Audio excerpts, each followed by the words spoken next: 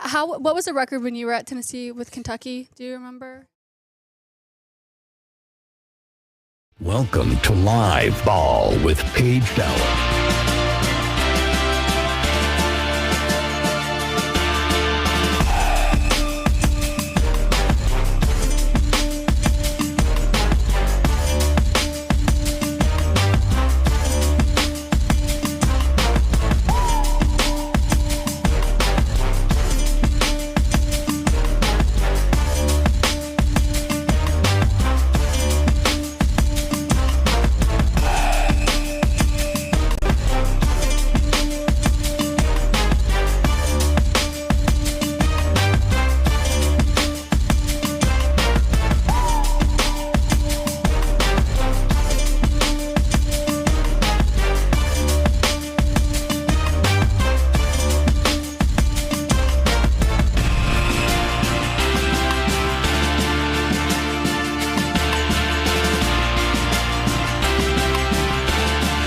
Welcome to Live Ball with Paige Dauer, presented by Harper Volkswagen. Good afternoon and welcome into Live Ball presented by Harper Volkswagen. Paige Dauer here alongside VFL Jeronne, Maymon. We're so happy to have you guys back here Friday at noon to talk all things Tennessee basketball. And Jeronne, this is going to be an intense matchup getting ready for Kentucky basketball. And back during your time from 2010 to 2014, you had a few matchups with the Wildcats as well. Yeah. Yeah. Absolutely. And, even going back and looking at the series history, it's certainly not a rivalry that favors the Volunteers, very tilted in the Wildcats' favor. Just about 80 wins to 163 or so losses drawn. So what is it about this rivalry that ends up being so lopsided in favor of the Wildcats? Well, originally I think a lot of it was probably just on the talent discrepancy early on, and then obviously you kind of live in the playing fields. You get a lot of rival games, but then again, sometimes it just doesn't go your way, and that's the way game basketball goes. It certainly does. And now getting ready for this 2025 edition, you can go back to last year when the two programs met for the last time in the Sweet 16, and it was Tennessee getting a much-needed win that got them back to the Elite Eight, which they'd only done a couple of times in program history. How much can you take from that matchup to maybe this year, even though a lot of these two teams are kind of different from how they looked last year? I think every year you kind of got to reinvent what your expectations are of the team, especially even if you have one starter that's no longer returning. The whole identity of the team is totally different just by the general makeup of how each player goes about preparing for the game. Because sometimes if you have a scorer there one season, then he's no longer there the next. The mindset for the player who's probably in that secondary role has now taken a step up, and now it may be something that he has to do more in order for the team to get over the hump this year. So I'm excited to see how we kind of pan out with just this new group and obviously maneuvering through SEC play. And I know we said we weren't going to mention your record as a player against the Wildcats. So if you're looking for that, he played 2010 to 2014.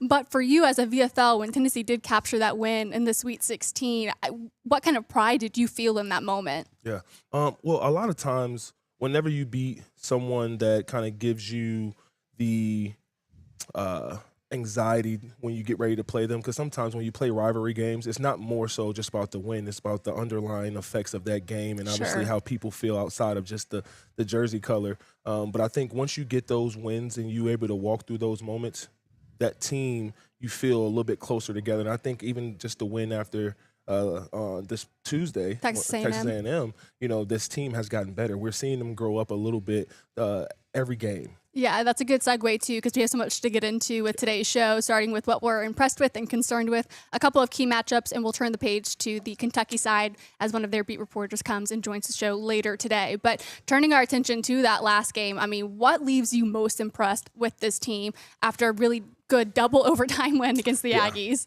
Well, when you look at that game, when it first started, I was a little nervous. Just how from tip-off to maybe like the first 5 to 6 minutes, what it showed, right? I felt like we had a lot of tightness in that game. We turned the ball over very early just on inbounds plays. Yeah. And I think that was something that was a little bit of a head scratcher, but then you've seen us kind of settle in and get more comfortable getting in towards the second half, and a lot of players stepped up. And I was really surprised when I looked at the box score at the end of the game how many players that we almost had coming to double-double. We almost had 3 players with a double-double. It's incredible. Which is impressive. Yeah, it is, especially with Bishop Boswell, what he was able to do, Felix Okpara, what he was able to do. Funny enough, they both combined for 23 points and 23 rebounds. And Nate Met said it after the game that when those two get going, this is a completely different team. In what ways do you notice that when those two guys are active, that it changes the makeup of this team? Well, what really kind of made that shift in that game was they were getting downhill and getting to the basket. I think once you start to break down the defense and you're able to have them rotating and moving without – there's really no rhyme or reason once the ball starts swinging around the paint or swinging around the perimeter. Most guys, they get lost. Okay. And when you're able to break the defense down and you get into that secondary defense, now things start to open up for Tennessee basketball. And I think that's the way we have to play. We have to get downhill first with some inside-out basketball. And kind of what I've been liking about this team, you could even look to the game before the Aggies, and it's Florida, and they looked really tight. They kind of looked like they didn't even have the right scout going that week. And then just a couple days later, they're able to turn that around and have a really tough win in double overtime against the Aggies, where, other bench players or role players are really stepping up. And what I'm enjoying about that game with the Aggies and what I hope translates to this game against Kentucky is that resiliency that they displayed, because I feel like they're going to really need that and rely on that against Kentucky. Yeah, we're definitely going to need it, because I think at some level when you come into a game and you have to get consecutive stops, Kentucky is a team that plays – I don't want to call them front runner basketball, but when they're hot, they're hot. Yeah. And so we're going to have to get consecutive stops on this Saturday, and I think – when you come in off a win like Texas A&M that, hey, we battled back from being down and we've seen that we can galvanize and do it down the stretch, let's just continue to put good stops together and see where we end up. And this was Rick Barnes following the Texas A&M game, where he really praised his team for the toughness that was on display Tuesday night. Really proud of the guys, just their grit. Is really neat in the huddle with them. They stayed together. They kept finding a way.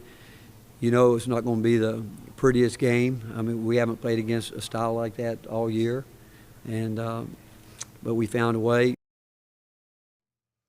Yeah, again, just really kind of talking about where this team showed some fight, because I think early in this season, a lot of the games that slipped away, the team just didn't look as connected. And I think against Kentucky, who was able to overcome an 18-point deficit against LSU, that connective tissue that this team has, they're going to have to keep that as the forefront of who this team can be this season, I think. Yeah, and I think a lot of it is going to have to really lean into what the scout is telling the team to do, because when you think about how we had to play Texas A&M is not just an average offense. Texas A&M is a really good team. Mm-hmm. They came in here to Knoxville, and they were playing pretty good basketball, and they shot 40-plus threes on us. Yes. Right? So protecting the three-point line is very vital, but then again, it's all about the schemes that the coaching staff put together, so I'm pretty sure we're going to have a good game plan for Saturday.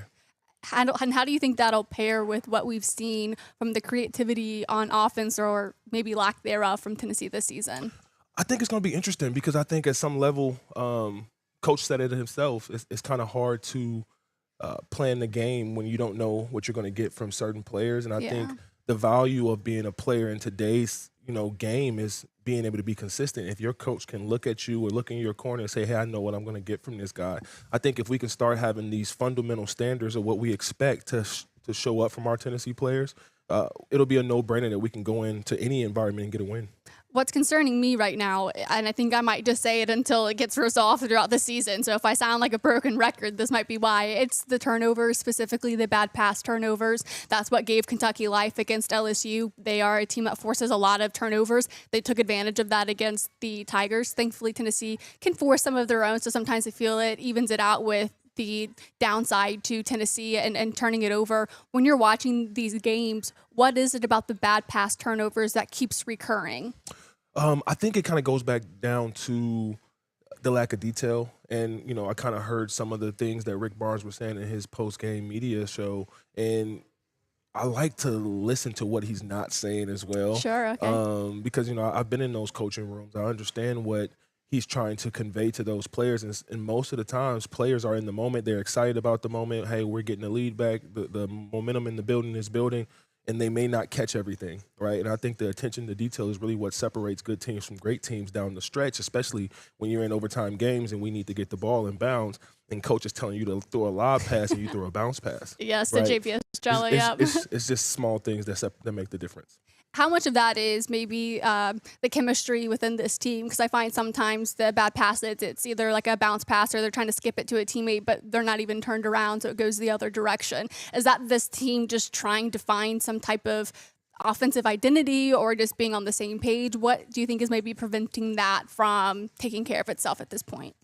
I think it's just more reps, and I think because we're still playing 10-plus players, and a lot of these guys are still trying to figure out the rhythm and the position that they have to play in these games that they're playing. Because when you play a game, sometimes your role may require different things of you. You know, you see tonight, if we don't get some of those second chance rebounds, we don't even get to other opportunities to win the game, right? I think so. A lot of it is really just going down to possession by possession, really just focusing on what can I do to add value in this possession specifically. Do you see a version where maybe our two concerns can end up marrying together and becoming a positive? Like you get those good passes back and that leads to maybe some creativity, because it's really Felix Akpara who's a great benefactor of, those good passes and some creativity, right? It's Jacoby and him connecting on the lob, or it's a nice, dish from Bishop Boswell and he goes in for the jam. And that kind of breathes some life in this team when you can get some points that have exclamation points at the end of them. Yeah, and I think a lot of what I would be really excited to see in this Kentucky matchup is how well can we play in transition? Can we get some transition buckets? Because I think what Kentucky's going to try to do, they're going to try to run and use their bigs and obviously get out in those lanes because they have athletic wings. But I think the value of Tennessee basketball is when we have our bigs in and we're playing in the half court and we have the ability to duck in, that we get the bigs the ball when they're actually open. Yeah, absolutely. All right, we're going to turn our attention to our next segment where we will have VFL Chris Brown joining the program to talk some key matchups between Tennessee and Kentucky. Stay tuned, and we will be right back. I'm VFL Chris Brown. Experience the VW brand proudly being produced in the great state of Tennessee. Harper Volkswagen is a proud partner of Tennessee Athletics. Go Vols.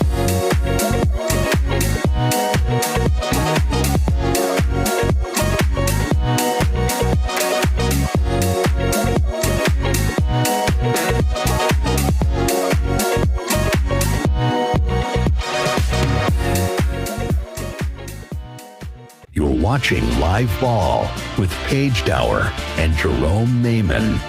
Presented by Harper Volkswagen.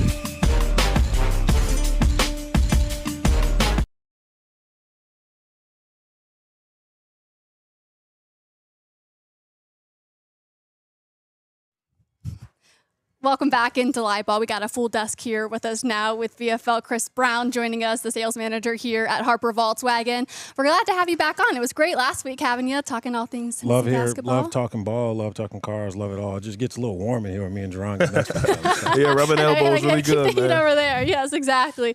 Well, Jeronne and I were talking last segment just about some things that maybe have been preventing Tennessee from winning these games in this rivalry with Kentucky basketball. Obviously, winning the last time in the Sweet 16. I know you're an avid basketball fan. Yeah. So for you, even just as a VFL, being a tight end, but still being that, Tennessee alum, what was that moment like for you where you finally saw Tennessee defeat Kentucky and probably the biggest stage that they've been in together? I think it's always good kind of when you see stuff come together. I mean, we've had, for whatever this kryptonite with Kentucky, no matter how good we are, no matter how good they are, for some reason they always play their best game, right? Like, going against Vandy and Kentucky, no matter what the standings are, no matter where they are, you're going to get that best game, right? So it was very good to kind of see that evolution. Now we need to see what's going on. Obviously, we haven't played to our expectation. I think a lot of people over there in Kentucky feel how they feel about their team, but I think it was good the other night to kind of see an evolution. You kind of saw them go to Nate, kind of when Gillespie fouled out. So he had to have the ball. The pressure had to be on him, and we saw him deliver, right? So now can you stack one on top of another and make sure that it's your hometown, they're playing at 12 o'clock, the place is going to be rocking. So now let's see what we can do. Yeah. And like I said, it's going to be an early game, and I'm excited to see us start the game fast because that's what it's going to take, setting the tone, especially against this, Kentucky coming off a really big, exhilarating win. And I think we're coming off a big, gut-wrenching win that we had to have. We had to get this win here, Yep. against Texas A&M to propel us to what's next. I think go ahead. Real quick question for you, just talking about the early game. So in ball, I like playing late games. Like I like being able to wake up, being able to sleep in, being able to kind of get your day, kind of watching game day, kind of getting stuff going. As a basketball player, you like the earlier game, or do you think the later game's better? No, see, as a hooper, I'm ready to get to it ASAP because you have a lot of adrenaline built up, and throughout the day, you got to think, I'm going to meander, I'm going to watch TV, I'm going to take a nap, I'm going to eat maybe once or twice, I may do some other things. But again, when I can wake up, have pregame meal, go through my film, go through my pregame lift, and then the game's like literally an hour and a half away, I got so much energy, so much, not even anxiety, but intention built up that I'm ready just to go out there and lay the wood on somebody. No, I like that. I just came from Tennessee's practice this morning before our show here at Harper Volkswagen, and even the guys there had great energy. I mean, they've been on campus since 9 a.m. They had the blue and white balloons this time out taped on the scorer's table. They were at Pratt Pavilion today. So I think that energy is certainly something that translates early in these games. When we look to the key matchups, I liked what you guys were mentioning earlier about the slow start. I wonder how much of this game will be decided on who does get out to a faster start. I mean, Tennessee didn't look great in the first, 5 or so minutes against A&M, and Kentucky did not look great for about like the first 10 minutes in their game against LSU. Can this game be won or lost in the first 10 minutes? I think it's going to be interesting to see which guards start to play well first. I think if we can get to the free throw line, like I said, breaking down the first line of defense, maybe getting to that second line, finding maybe some driving kicks. But then again, if we can get second chance rebounding possessions, I think we'll be able to slow the game down because Tennessee likes to play a slower game. It looks like Kentucky likes to play a more faster-paced game. But then again, basketball it's a toss-up. You just never know how it's going to start, but it's being able to adjust throughout the game and figure it out at the end of it. I think based off of what we saw the other night, Kentucky's going to try to kind of map Texas A&M's game plan, right? Like they're going to put some pressure on us. They're going to try to get up a lot of threes. They're going to make us defend the perimeter. I think that's important for us to kind of get off to that fast start as well. I think we need to try to get Nate going earlier, put the ball in him, kind of free throw line extended on that wing, and kind of get everybody out the way and be ready to shoot and let him go to work. There was one time, Jeronne, he caught the ball top of the key, came with the left, and went up with his left hand. It's like you want to see that early. You want to see him get to the free throw line. You want to see him be able to see some shots go in early for his confidence. I think that'll kind of calm everyone else down and get everyone else going. Yeah, I think that was part of my my squeeze comment last week, just really trying to see him get a breakthrough game. Not even just something, crazy, but just confidence. Yeah. Now you start to see it in that second half where I think he made 50% of his shots in the second half, especially during overtime when we had to go through him. I think if he can start playing from that position minute one, we look like a totally different offensive team. Yeah, and I think, what Nate has been open about is taking some of that pressure that he's put on himself away, and that's allowed him to play a bit more free and, as you say, kind of get lost in the game. But you started it out perfectly talking about Nate, driving to the basket. Your key to the game, I think, is paint points. So is Nate someone you're wanting to lead the charge, or is it one of the bigs? I think the bigs are important. I like when we get in the paint and we're able to throw lobs, right? I think that sets up for later in the game of being able to drive to the paint and that big staying back on his guy and Nate being able to get that easy layup, right? So I think when you're doing that early and you're understanding the defense, whether they're coming out and they're stopping and showing on that screen or whether they're going under it, if they're going under it, our guards need to go, and they need to get to the goal, and they need to figure out whether that big is going to come up, and if they come up, you throw the lob. If they don't, go to the basket strong, get an and one, and shoot 2 free throws. Yeah, I think it's definitely going to be in comparison to our bigs and our guards, how well we can play defensively early. Yeah.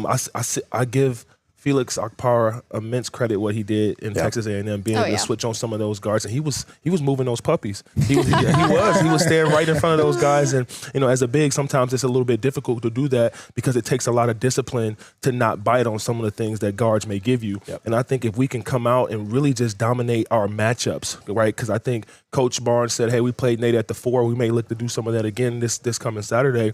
having Nate in there with a bigger lineup and having some more guards that's playing more minutes. Troy Henderson looked really well, made a really big shot that kind of, changed the narrative of or the complexion of that game late. And I'm excited to see what we can do tomorrow. I like that you mentioned Felix because I think it was a lot of growth from him from the last home game against Texas to Texas A&M because they were switching a lot on Felix and he was not really able to guard anything from the perimeter. And I think he did a lot better job against A&M. What is that like kind of as that big, being required to not only protect the rim, but kind of go out a little bit too and get some action on the perimeter? You're the anchor, right? And so you have to be vocal, you have to be big, and you have to be able to do multiple things because at some level, the guards are going to get clipped on screens, or some guards, they may not just fight as hard as they need to, and more is required of you. And so I think if you can do your job and then some, it makes everybody else's jobs a little bit easier. Chris, I'm sure playing football, I mean, everything is not just, hey, I did my job and that's all I need to do. No, I need to do your job, my job, and everyone else's. But then again, it's a tandem thing, right? I think a lot of it is communicating. Like you said, as the big, you're the communicator because you can see what's coming, right? Mm-hmm. Your guard is up playing defense. He's pressing, trying to put ball pressure on the ball. So if you have somebody coming up to your right, you have to be able to announce that, whether you're going under, whether you're showing to make him step back. So all that goes line in line with just making sure you're disciplined, making sure you understand your fundamentals, making sure that in your game plan and in your prep, you understand who the shooters are. We had a little trouble with that the other night with the threes, finding those guys. So understanding, making sure your preparation is good, and I think we'll be fine. Yes. When we look to your key to the game, I know part of it was mentioning assists. Are you hoping that you see some of that show up with transition offense or just them getting set in their offense? Yeah, I mean, I would love to see us play a little bit more in the open court because I think sometimes when we get the ball, we have the opportunity to. Yeah. I'm just not sure if that's the actual strategy of what we're going for. So like I said, it's probably going to be going back to what the game plan is. But then again, I like what I saw late in this Texas A&M game where we were playing off of Nate coming off the pin down or the floppy action and then trying to shoot over guys. And, I think he's done a really great job of just taking ownership when the moment is put on him. But then again, he's still playing within the confines of the offense. And I'm wondering in this game, my key to the game is a three-point defense. So I'm wondering if Tennessee might need to switch from zone to like man coverage in this matchup. I mean, they are holding teams to 29% from three, and being able to connect on three-pointers was a huge difference for Kentucky against LSU. I think it was in the second half or final 10. They connected on 43% of their threes. How important will three-point defense be in this matchup? I think it's going to be very important, but then again, Kentucky hasn't shown me that they can make tough contested threes. Mm-hmm. They make a lot of wide open threes, and that's what they made in the LSU game. Right. And so if we can do what we're supposed to do as far as the scouting report goes, I know Rick Barnes spoke on it last game. Yeah. Hey, our intention was to take away the three-point line, and this team still got up 42 threes on us. That's a lot of threes. It's a lot. It's like Kim Caldwell's team. Yeah. So the mindset has to be, no matter what just happened, I have to attack this next possession like with amnesia, right? Mm-hmm. Even if they just made 7 in a row, they can't get the 8th one. And I think the important thing with those threes, make sure they're contested, number one. Number two, when they are missed, get the rebound, yes. Right? And if you have an opportunity to push the tempo, go. If not, let's run our set. Let's make sure we're getting good shots. So they're not gonna kill us on threes, in my opinion, unless they're wide open. So contest the ball, make the rebound, get it out, and make sure we're good. Yep, one shot. Awesome, Chris. Well, I appreciate you joining us this week. It's good to see you. This guy's good, man. This guy's know. Really good. I was like, can I have him every week? Thank you. I appreciate it. Will you be at the game Saturday? No, I'm gonna be here. We gotta. Steve over here needs me, so we gotta make sure we're selling cars. Well, you gotta be here with Steve. We love Steve. Absolutely. Yes, awesome. Thank you, Chris. Thank you, guys. Thank you, boss. All right, we'll be right back talking all things the squeeze and who has the most pressure in this matchup. Yes. I'm VFL Chris Brown. Experience the VW brand proudly being produced in the great state of Tennessee. Harper Volkswagen is a proud partner of Tennessee Athletics. Go Vols!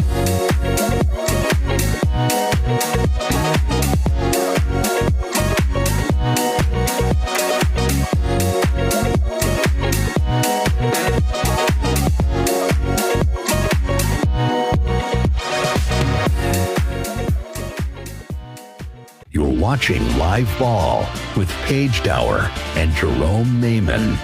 Presented by Harper Volkswagen.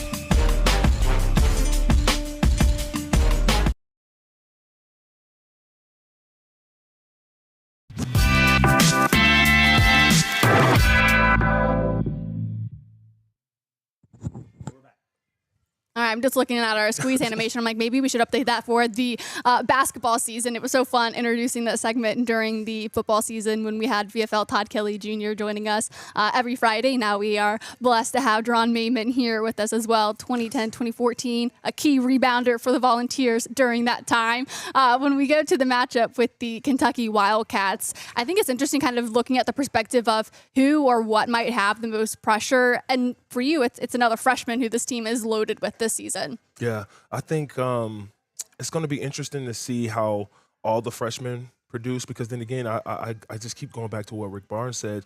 You know, when you think about the beginning of the season, he didn't expect to be leaning on 3 freshmen playing this amount of minutes. But then again, you look at what Kentucky, for the most part, has always done. They always have played freshmen. Yeah. And I think at some level, no matter what, if you're at the D1 ranks, you have to be ready to play basketball. And I think it goes beyond talent.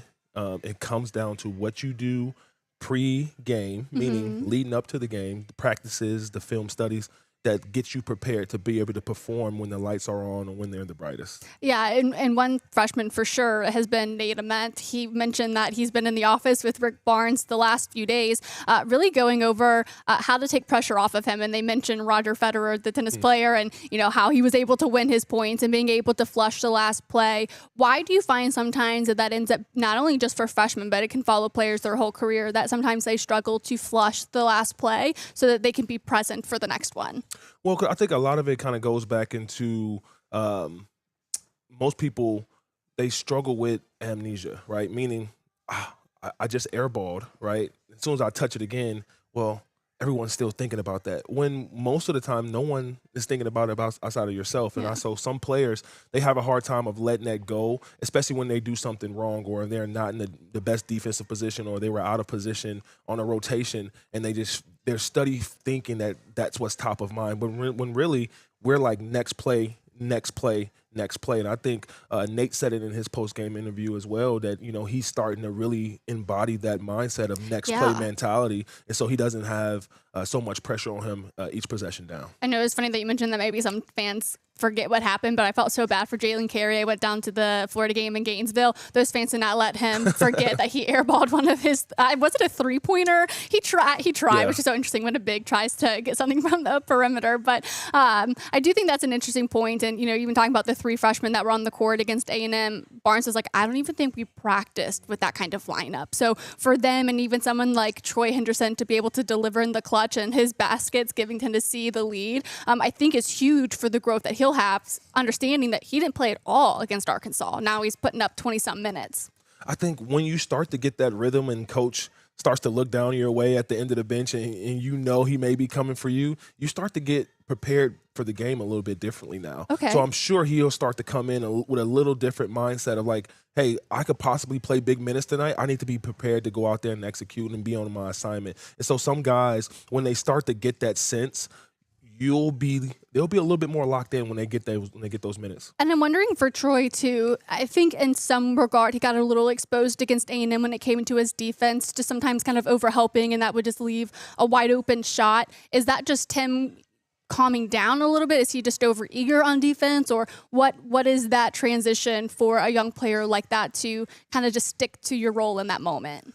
It's really hard. One thing I'll tell you about being a player that hasn't played a lot and then starts to get minutes just because maybe the flow of the game and you go out there and you may add value to the court. And with a lot of players, you want to do everything so right? And so you try to be a little bit extra in all your efforts. And sometimes in the game of basketball, coach just needs you to do what he's asking you to do. He doesn't need you to do nothing else. I'm serious, because sometimes when you say, hey, I want to do so much, I want to help him, I want to be here, well, that's not your job. Right. I need you to be here because there's a specific reason why I'm asking you to do this. And some players, they get out there and they have brain farts.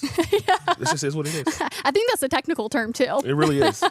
And then, just switching gears to the squeeze that I had, I believe it was on Felix Okpara, just because of the difference that he can make in this game. The team consistently talking about how when he's active, it just changes the makeup of this team. They're a completely different team. Talking to JP Estrella earlier today during their media avail, he said just that he's like, Felix is somebody who can guard 1 through 5, and they need somebody like that. I know we mentioned him back in the segment when Chris Brown was joining us, but for Felix Okpara, who you would expect him to have more blocks, just because of how tall he is and just maybe protect the rim a little bit more. You played a position similar to that. Yeah. So what is maybe the disconnect that he had in the beginning of the season, and do you see him kind of turning a corner here? Yeah, like I said, I really like what I saw from Felix last game. What I think I can see from him moving forward was just more activity. I think, and I think he has it, but then again, it comes with awareness. When you're big and you're tracking the ball and you're doing so many things, you have to be at least one step ahead of everything, because at some level you should know what's coming. And I think as a big, if you don't have the urgency of awareness, you're always going to be a step behind, and that's why there's either fouls, you're not getting to the block.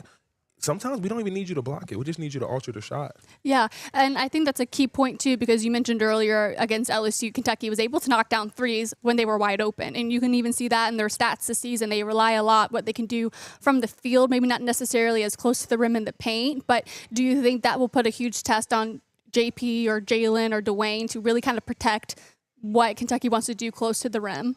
Yeah, I think it's going to put a lot of pressure on everybody, because I think we all have to gang rebound. I mean, Boswell had he was the second leading rebound. I think. Yeah, he was the second leading rebound, and obviously Felix. And then you have Carey.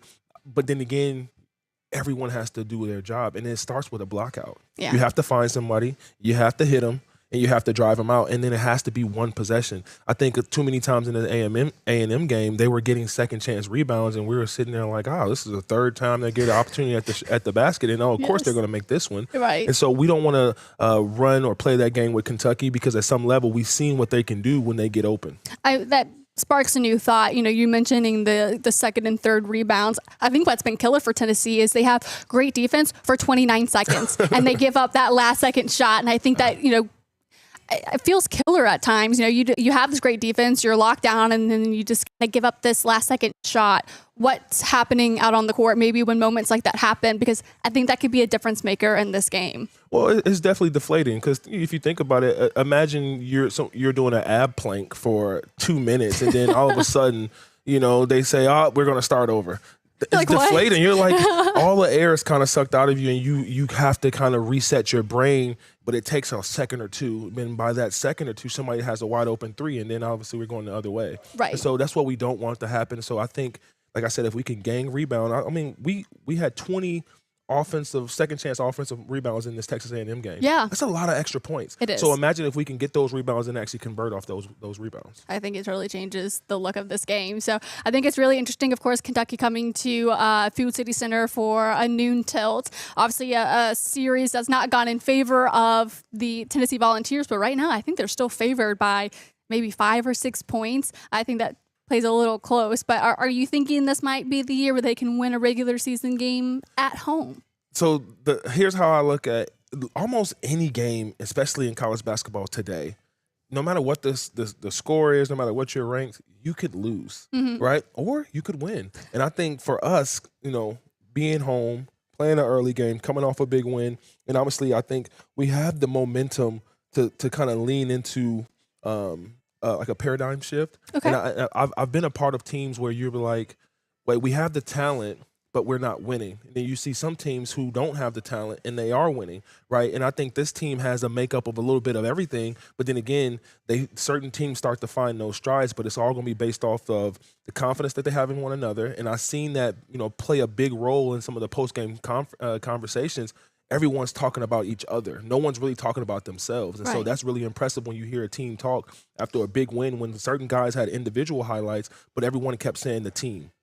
Yeah. And so I'm excited to see what this team can do holistically. What do you think maybe is on the line for this team? I know you're kind of getting maybe into the middle almost of SEC play. These are two teams that are really still trying to find their identity. And I think for the most part, too, these are two teams that have not covered the spreads. So it's really interesting matchups for them. But if Rick Barnes and Tennessee can pull out a win here, what does that do for the outlook of their season? I think it propels us forward, because you got to think we still have yet to see some of the other top teams in the SEC yet. And this is preparing us to see those teams, the Alabamas, the other teams that when you see them, you have to be ready to play them, Yeah. right? And I think teams that supposed to come into the Food Center Center and give us trouble, like Texas A&M was a really good basketball team. Yeah. And we really showed and proved something Same there. with Texas, and they beat Vanderbilt. Come on now. So I think when we start to realize what we're actually seeing, this team is growing up before our eyes, and we have to give them grace in their ability to do so, because it's not always going to be pretty, but yet we got the win. Yeah, absolutely. Well, Jeronne, I appreciate you being back here Friday at Harper Volkswagen. I know you're busy post-basketball career. What have you been up to? Where can people find you? I'm here in the Knoxville area doing a lot of financial advising. Obviously, it's with a lot of different level of individuals. I would love to connect with everybody, but obviously that's not realistic. And so I'm just looking for those individuals that are obviously growth-minded and those individuals that are looking to be a little bit more tax and money efficient. Is there an email people can reach out to you if they're interested? Yeah, you can always give me a call. My number is always out there, 573-673-2228, or find me on any social, or reach out to Paige and we can always connect, here. Be that liaison for you. Of course. Absolutely. All right, well, coming up next, we're going to turn the page and go to the Kentucky side of this matchup. When we come back, we'll hear all things from the Kentucky Wildcats. 316, when you're in the mirror, do you know what you see? When you're in the mirror, you're just looking at me. I'm everywhere, I'm so Julia. When you're in your body, but bigger than that be 666 on the Princess Street. I'm everywhere, I'm so Julia.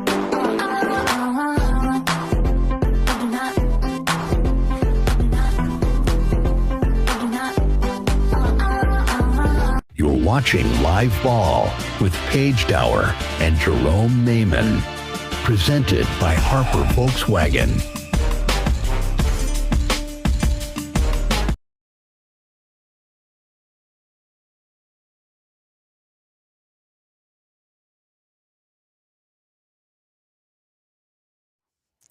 Welcome back into Live Ball. It's been a great show talking all things Tennessee and Kentucky. And of course, it's been a rivalry that's been in favor of the Kentucky Wildcats for a number of years. But the last meeting, probably one Tennessee fans want to keep fresh of mind when they defeated the Wildcats. I think it was 75-68 in the Sweet 16. But now we will be joined by the Kentucky beat reporter and Ryan Black. He is with the Courier with Kentucky.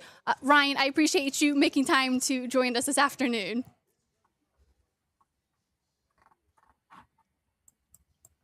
I think we have Ryan, but we're not sure. We can maybe work on the technical difficulty that we have at the moment. Maybe if Ryan has his audio on. It's certainly been a fun matchup these last couple of seasons, and between, what Mark Pope was able to do in his first season with the Wildcats, with a brand new team, being able to bring them to the Sweet 16, get a win in TBA. It's made for an interesting rivalry between those two. I think for Rick Barnes, when he was the head coach, when he became the head coach of the Volunteers, I think it's now 12-12 between him and the Kentucky Wildcats. But what we can learn from what we've seen from the Wildcats up until this point is that they're a team that not only kind of likes their open looks from the perimeter, but they don't often get into the paint. It's kind of those mid-range looks that they've been able to execute on as of late. And it's, guys like Otega Owe, who's been a great contributor, a leader on that team. You could look to the buzzer beater that they had against LSU, overcoming an 18-point deficit, the largest comeback for the Mark Pope era at the with the Kentucky Wildcats. And I'm guessing we have Ryan Black with us again. Yes, no, Paige can hear me. Yes, I can hear you. He is a beat writer for the Courier Journal Sports with Kentucky. Ryan, when you're looking at what Kentucky has been able to do this season, I know there's been some inconsistencies with the team, but where are you seeing them start to take that next step after having that 18-point come from behind win against LSU? Well, I think really the biggest thing, Paige, is if you look at the numbers throughout the season, while Otega Owe, who was the preseason SEC Player of the Year, has had some good numbers performances in the biggest games that they had early on. He did not play well, and really the last month or so he's really started to come on and play more like the player they need to be if they're going to come anywhere close to being what they want. Now saying that, I'm sure at some point you've already brought this up in your show, but not having Jalen Lowe, the one true point guard they've got on the team, with him out for the season, that's going to be a pretty tough thing for them to play through the rest of the season. To mention that, because now they're kind of having to go through something that Tennessee has too, right? Where they no longer have Cade Phillips as he's out with a shoulder season-ending shoulder surgery. So both these teams relying on young players, kind of trying to change the lineup a little bit. And I think that's been a storyline for the Wildcats, how Mark Pope has changed his starting lineup and what those young guys can do for this team. How have you liked the way that Kentucky has maybe tried to find its identity through different rotations and different lineups?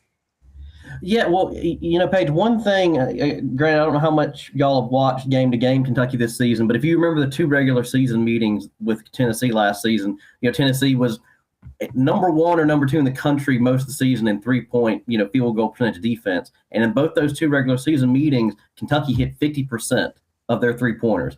This Kentucky team is nowhere close to that. They just cannot shoot the ball from the perimeter. And so Mark Pope's been very honest about like, hey, this team's going to have to go out and win some really ugly ball games. They're just not going to go out and be this kind of aesthetically pleasing type unit that you saw last season. And to your point, that's why he's had to shift the lineup so much, is because throughout his career, he's always been able to lean on teams that can shoot the ball really well and put up a lot of points. And right now they've just got to kind of play mucking up basketball. And that's why, as you said, the lineup has just kind of constantly been shifting, partially to try to find something, but also because there's just been a lot of injuries. Again, we've already mentioned Lowe, but Jaden Quaintance, who they brought in from Arizona State as a transfer, he's only played 4 games after coming in from an ACL injury. And Mo Diabate got hurt in the loss to Michigan State, and he missed almost a month with a high ankle sprain. So it's just like kind of one piece comes in and one goes out, and they're just kind of constantly shuffling things around.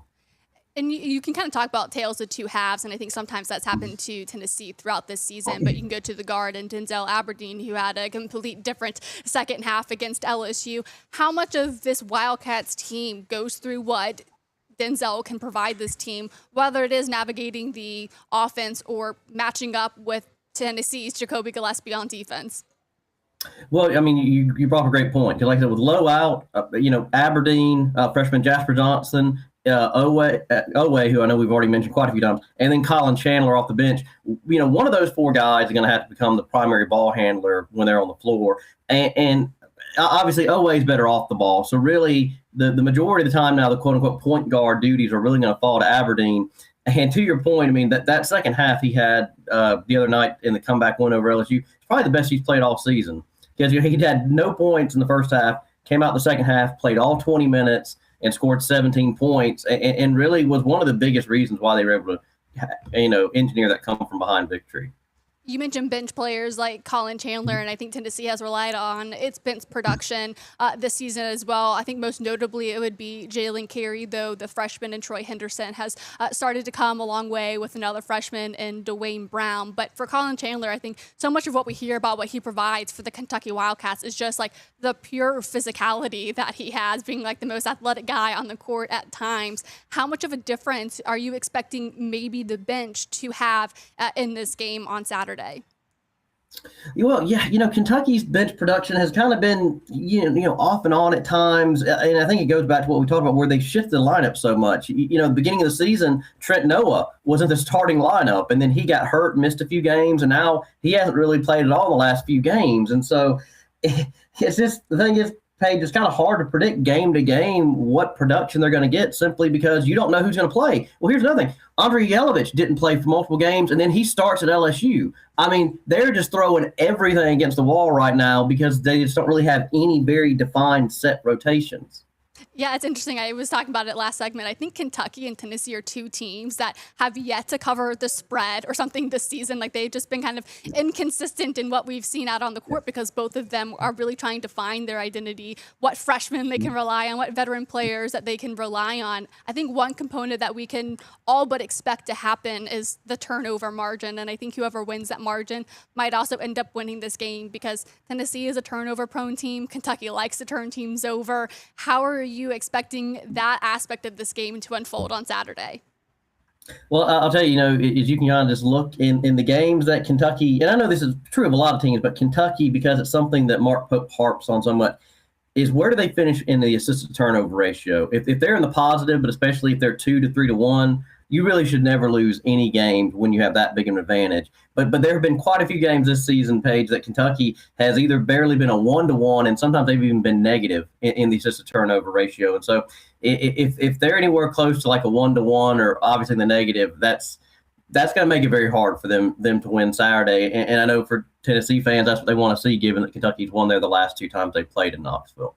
Yeah, certainly. We're joined by Ryan Black with the Courier Journal Sports. When we look maybe to a final couple notes in this matchup for Saturday, do you think pace will be an interesting component? Because Tennessee often finds itself mixing the pace, trying to get out in transition, and then really getting into their offensive sets. And I think for Kentucky specifically against LSU, them being able to get those turnovers, get out in transition, help spark their comeback.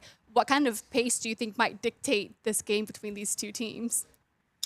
Yeah, it's funny because I keep going back to we're talking about like last season or in Pope's previous teams he's had.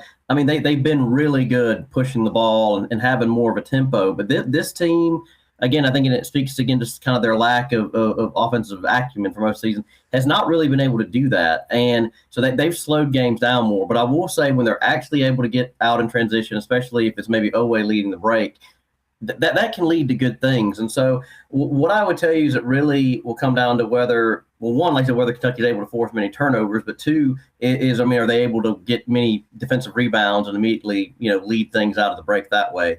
And if they don't, then they're not going to be able to generate much pace.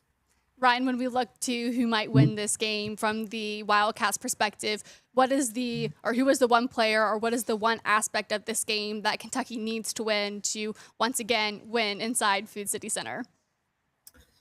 Boy, that's a great question. I would say, if they can just even shoot over 40% in a game, because like I said, I know it seems like I'm hammering this point to death.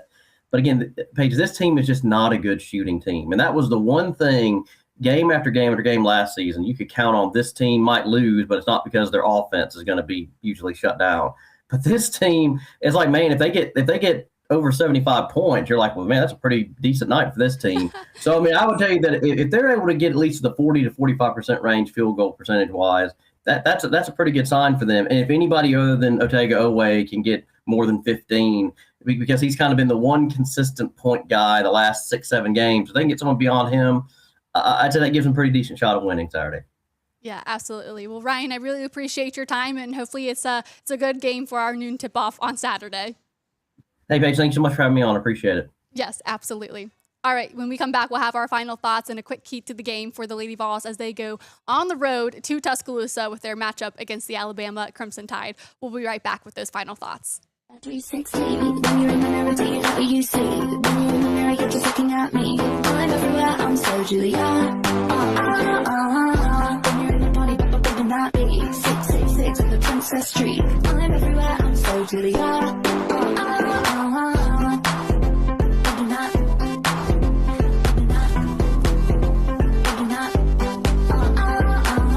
You're watching Live Ball with Paige Dauer and Jeronne Maymon. Presented by Harper Volkswagen.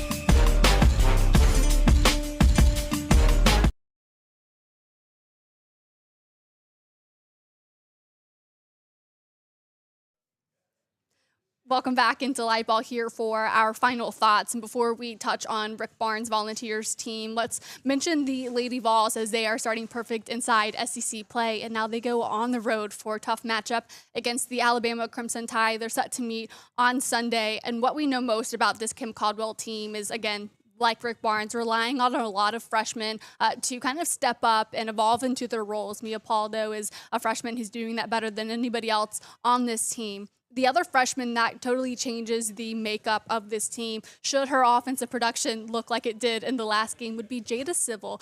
She's certainly somebody who is led by her defense. Kim has tried to encourage her to get a little bit more involved on the offensive side of things, and she did that with 12 points in their last outing. Should Jada Civil be able to do that, it absolutely will spread the floor on defense against the opponent, giving Tennessee a better look at the basket, maybe even allowing them to get a couple more open looks. But this certainly could be a game that is high pace. Chrissy Curry's team with Alabama likes to run their offensive sets. They like to dictate pace with what they do. So for Tennessee, it's all about, the half-court defense defense, what they can do in transition, and if they can get decent production from players like their freshman and Jada Civil. And for Mia Paldo, the freshman on the team, the point guard for the Lady Vols, she has certainly stepped into her own these last couple of games, and it's been a sign of growth that's been very fun to watch in the last few games here inside SEC play. But Tennessee is certainly a battle-tested team when it goes to what they've been having to do on the road, not only inside SEC play, but what they've done in New York, going to the West Coast for a pair of matchups. So this is certainly a team that is prepared for just that. And one other team that we hope is prepared for the challenge is Rick Barnes' Volunteers team.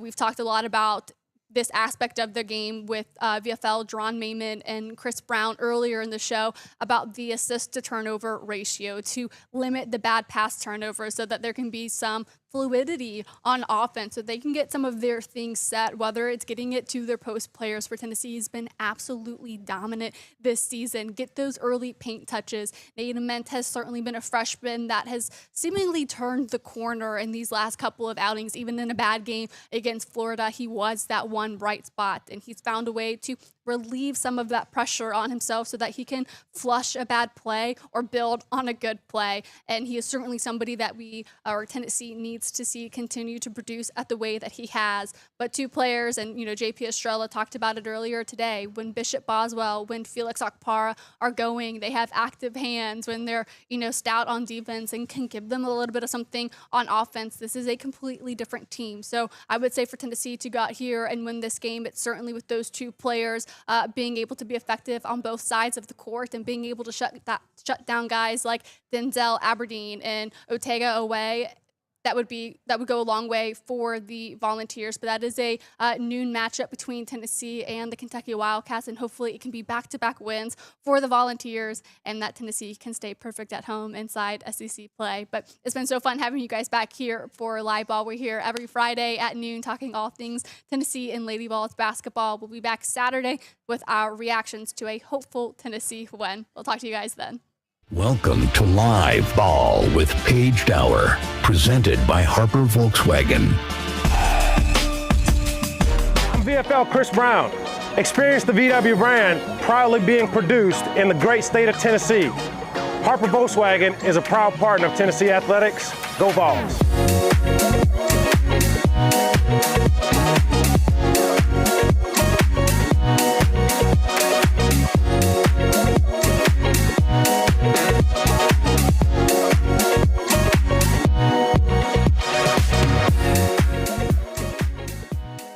You're watching Live Ball with Paige Dauer and Jeronne Maymon. Presented by Harper Volkswagen.